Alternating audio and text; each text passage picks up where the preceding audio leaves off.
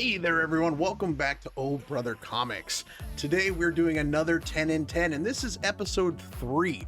This is the episode where we go ahead and we give you our 10 comic book reviews in 10 minutes or less. So I have to stop talking because time is of the essence. Matt, what you got for us this week? All right, for our first book, we'll be talking about Lucky Devil #1 by Dark Horse Comics. This is another book by Colin Bunn, which was a pleasant surprise. This dude is busy as hell, and I'm loving all his stuff. The artist is Fran Gallen. This issue is dark. Like this comic is very dark. Reading it felt like a powder keg ready to blow at any moment. It's like Fight Club meets American Psycho meets like a Rob Zombie film. Again, Bunn is a busy dude, and he's quickly becoming one of my favorite writers. He's kicking out some really awesome stuff, and this issue is definitely consistent with his great storytelling ability. I did enjoy this comic. It is very mature. It does, however, reflect the worst of humanity and society. So reading it in the wrong mood, this could really be a downer. However, Bunn is such a good writer. I found this issue enjoyable. I give this comic a very dubious 3/7. The next book we went with is The Me You Love in the Dark #1. This book is by Scotty Young and the art is by George Corona. Honestly, when I first read this book, I was kind of a little turned off. I wasn't really digging how the story started out, but leave to Scotty Young to really hook me in towards the end when the story really started to take off. This book follows an artist that's really trying to rediscover herself. And she goes and starts renting a haunted house, thinking that this is exactly what she needs to rediscover her art and light that flame again. Well, at the end of the book, we finally get a little bit of the ghost little flavor to it, and it really has me hooked and interested. I gave this book a solid 3 out of 5. Great book, guys, pick it up. Scotty Young is a great writer and an artist as well. So I highly recommend it. You guys will love it. Up first for me is Porcelain #1 by Ablaze, written and illustrated by Maria Levesque. This is a very intriguing story. It has very amazing art that really captivates you. Very little dialogue, but the art is really what tells the story here. There's a lot of cells that have no words, no dialogue, but the artist does an amazing job of portraying the story. Horror and suspense comics seem to be the popular genre right now for a lot of indie publishers, and this definitely falls into that category. I was very intrigued with the story, so I will be picking up the next issue to see where it's headed. I rate this a 3.0 out of 5. All right, the next book we will be talking about is Suicide Squad Get Joker #1 by DC. The writer is Brian Azzarello, and artist is Matt Hollingsworth. This is a bomb-ass Suicide Squad story. We got Red Hood leading the group. Of course, Harley Quinn is on the team, and Amanda Waller is calling the shots. We get a handful of other characters naturally on the Suicide Squad, and their target is none other than the Joker. This is a cool story on a lot of levels. You have Harley Quinn, who's at odds with the Joker. You have Joker and Jason Todd with their history. And it really builds into a gripping plot. You know, this book is 50 pages, so you get a lot of story. And even though it was 50 pages, when it ended, I wanted more. It was that exciting. It was that great. This book is my pick of the week. This issue, I got to give it a riveting 4.8. Highly recommend this book to any comic book fan for sure. And for our next book, we went with Batman 111. Now, this is one of James Tynion's book, and the art is done by Ricardo Lopez Ortiz. I was blown away at how much I really enjoyed this Batman story. I really need to start catching up on this. Tynion is just killing it. I know I praise Tynion as often as I can on this show, and honestly, he deserves it. Oh my goodness, the characters that he just creates in this world with Ghostmaker and Miracle Molly, as well as how they're working with Batman, is just so intriguing. And Scarecrow, man, he is freaky in this story.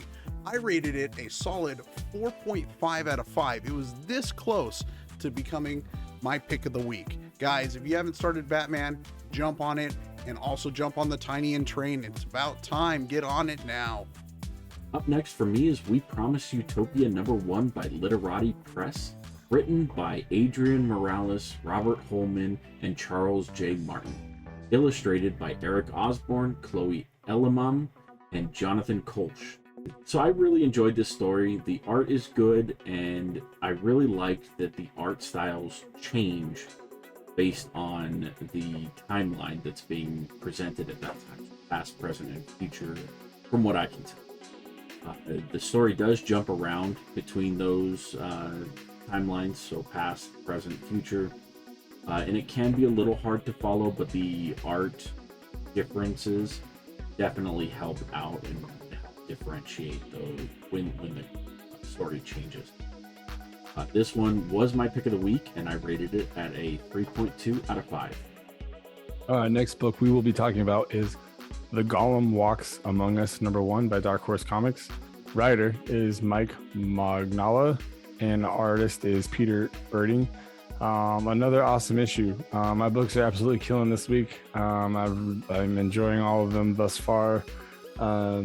We got a really epic character in Joseph who hunts witches and demons and more, and he is introduced with a great superhero landing that Deadpool would be very proud of.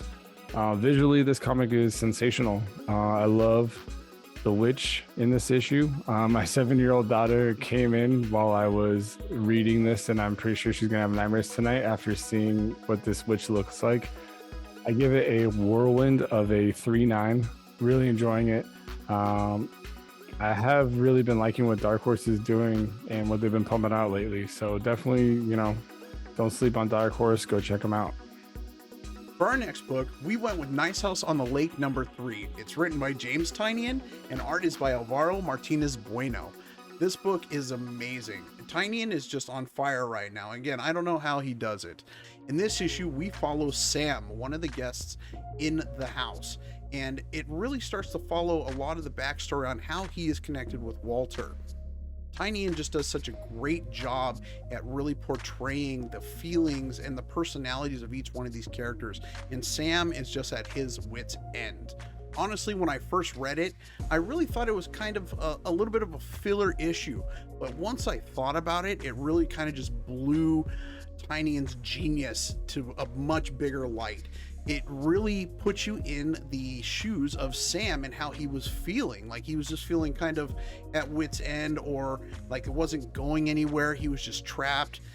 And I didn't think about it at the time, but that's exactly kind of how I was feeling with the story. And Tynion just wrapped it all up within these pages. It's so good, guys. I rated it a 4.7 out of 5. It is my pick of the week. I love all these books that Tynion is writing. I know I keep telling you guys, get on that Tynion train. You should totally do it. The last book for me this week is Star Wars 4 LOM and Zuckuss #1, written by Daniel Jose Older and illustrated by Kei Zama.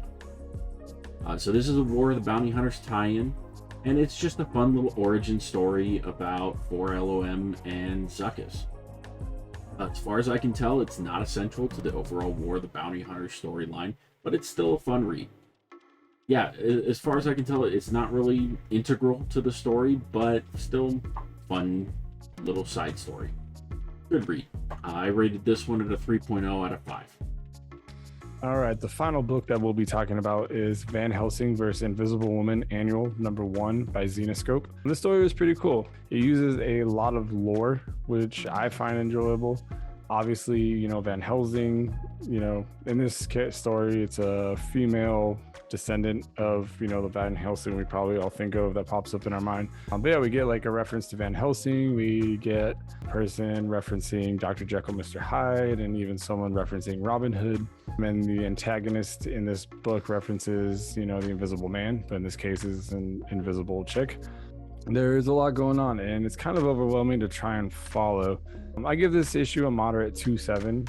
It didn't blow me away, but I didn't dislike it. I have no doubt that there's a lot of potential that could be really thrilling to this story. But this particular issue just didn't really hit with me, Well, guys, we made it. We got the 10 books in 10 minutes or less. Thank you all for watching. I hope you guys enjoyed this list. Please leave us a comment down below and let us know how you guys enjoyed this list and what books you guys are looking forward to next week. We would love to throw some of these on our reviews for you guys. Also, if you enjoyed the video, please hit that like button. It really helps us out a lot, and we welcome you to join our family by hitting that subscribe button. Guys, I can't thank you enough. We will see you all next week. Have a good one.